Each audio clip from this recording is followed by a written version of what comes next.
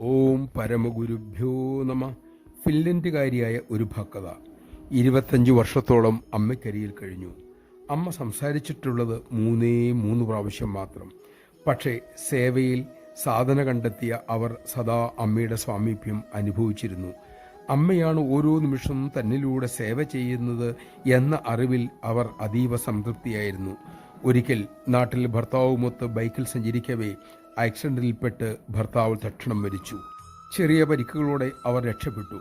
ഡോക്ടർമാർ അവരെ കൗൺസിലിങ്ങിന് സമീപിച്ചു. അവർ പറഞ്ഞു, വേണ്ട, എനിക്കതിൻ്റെ ആവശ്യമില്ല. അമ്മയുടെ ഉപദേശങ്ങൾ ഉൾക്കൊണ്ടതിൻ്റെ മനോബലം അവർക്കുണ്ടായിരുന്നു. പിറ്റേ ദിവസം അവരെ ആശ്വസിപ്പിക്കാനെത്തിയ ബന്ധുജനങ്ങളോട് അവർ പറഞ്ഞു, നമ്മുടെ എല്ലാം ജീവിതം നിയന്ത്രിക്കുന്നത് ഈശ്വരനാണ്. ഈ ലോകത്തു നിന്നും നാം പോകേണ്ട ഏറ്റവും നല്ല സമയം ഈശ്വരന് കൃത്യമായി അറിയാം.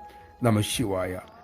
അമ്മയെ അറിഞ്ഞാണ് നമ്മുടെ ജീവിതത്തിൽ എല്ലാം സംഭവിക്കുന്നത് എന്ന് മനസ്സിലാക്കിയാൽ അതാണ് ഏറ്റവും വലിയ ഉറപ്പും സമാധാനവും.